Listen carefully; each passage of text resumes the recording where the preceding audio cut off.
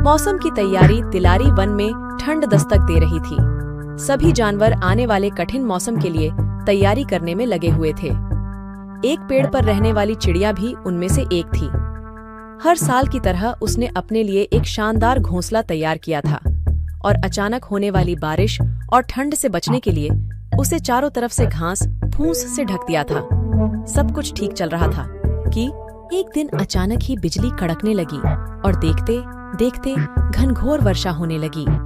बारिश से ठंड भी बढ़ गई और सभी जानवर अपने अपने घरों की तरफ भागने लगे। वह चिड़िया भी तेजी दिखाते हुए अपने घोंसले में वापस आ गई और आराम करने लगी।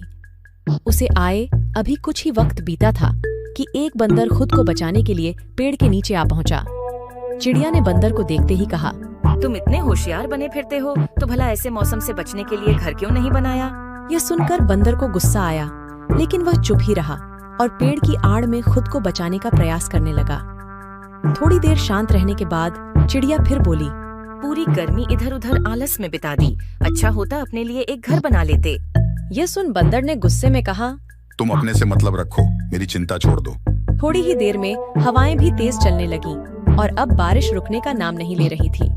बेचारा बंदर ठंड से कांप रहा था और खुद को ढंकने की भरसक कोशिश कर रहा था, पर चिड़िया ने तो मानो उसे छेड़ने की कसम खा रखी थी। वह फिर बोली, काश कि तुमने थोड़ी अक्ल दिखाई होती तो आज ये हालत नहीं होती। कम से कम अब घर बनाना सीख लेना।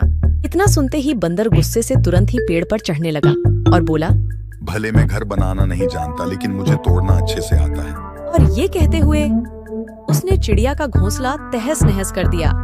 अब चिड़िया भी बंदर की तरह बेघर हो चुकी थी और ठंड से कांप रही थी।